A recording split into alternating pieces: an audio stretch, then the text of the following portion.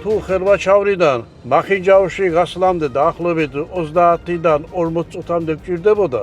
ეხლა ამ გზით გავდივართ დაახლოებით 7-8 წუთში.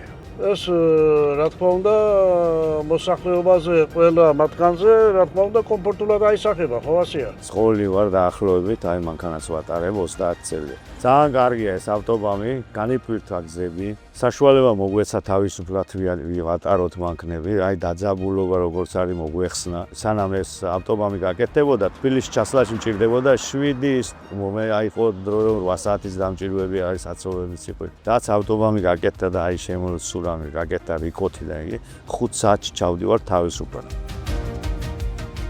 ბათუმის შემოვლითი გზის ექსპლუატაციაში შესხომ მნიშვნელოვანი დადებითი გავლენა იქონია ქალაქის ეკოლოგიაზე და ასევე სატრანსპორტო მოძრაობაზე. გზის აშენებამდე სატვირთო ტრანსპორტი ბათუმის ქუჩებით გადააწყილდებოდა, რაც დამატებით სასობებს, ხმაურსა და ჰაერის დაბინძურებას იწვევდა, ხოლო გზის აშენების შემდეგ მნიშვნელოვნად განიტვირთა საგზაო მოძრაობა და ქალაქში აღარ გვხვდება საცობი ტურისტული სეზონის პიკშიც კი.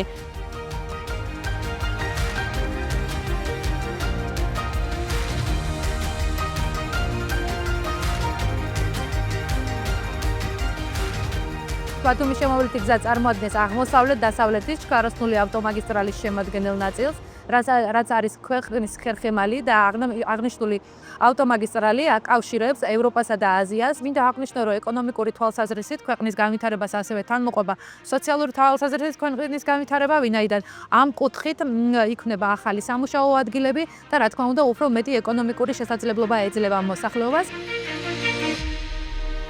We are excited to see the remarkable results of ADB's support for Georgia's road infrastructure. By partnering with the government to both upgrade as well as construct new roads, we help to strengthen the country's economic opportunities, improve its internal as well as regional connectivity, as well as enhance its position as the region's preferred route for both trade and cargo movement.